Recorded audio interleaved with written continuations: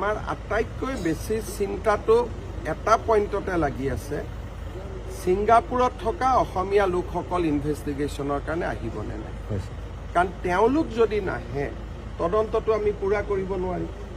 আৰু তেওঁলোকে জুবিনক ইয়াত যাত্ৰা বা এই গোটেই ঘটনাটো কৰা তেওঁলোকে মেইন মানুহ আছিলে। গতিকে এতিয়া অসমবাসী ৰাইজে হেঁচা দিব লাগে ছিংগাপুৰৰ অসমীয়া সমাজখনক যাতে তেওঁলোকক পঠিয়াই দিয়ে।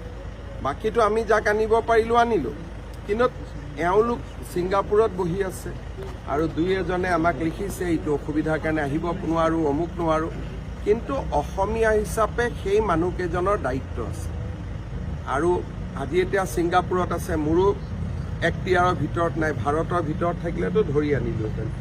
ছিংগাপুৰত আমি অসমীয়া ৰাইজে তেওঁলোকৰ ওপৰত হেঁচা দিব লাগে, ছিংগাপুৰৰ অসমীয়া মানুহখিনিৰ ওপৰত, যে আপোনালোকে যেন তেওঁলোকক পঠাই দিয়ে।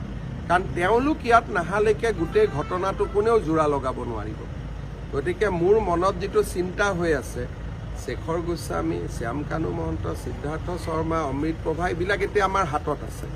আমি যেনেকেই নহওক সঁচা কথাটো তেওঁলোকৰ পৰা উলিয়াব পাৰিমেই। কিন্তু আটাইতকৈ বেছি চিন্তা হৈছে যে ছিংগাপুৰত থকা এই মানুহবিলাক 6 তাৰিখে আহিবনে নাহে। যদি নাহে আমি আকৌ এটা পাকচক্ৰত সোমাই যাব লাগিব। গতিকে তেওঁলোকক আমি সকলোৱে হেঁচা দিব লাগে, তেওঁলোক যাতে যেনে তেনে অসমলৈ আহে। আইনৰ জৰিয়তে অনাৰ ৰাস্তা এটা বেলেগ, কিন্তু মানুহৰ হেঁচা হ'লে সোনকালে আহে।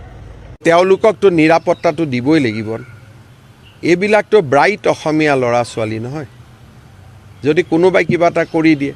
এইবিলাকতো জুবিনৰ অনুৰাগী হয়, জুবিনৰ অনুৰাগী, আৰু লগতে তেওঁলোক ছিংগাপুৰত আছে। অসমৰ বহুত চোকা চোকা ল'ৰাও তাৰ মাজত আছে, দোষী নিৰ্দোষী পিছৰ কথা। তেওঁলোকক যদি অসমত মাতি আনি এই বাস্কাৰ দৰে ঘটনা এটা হ'লেহেঁতেন দায়িত্ব কোনে ল'ব?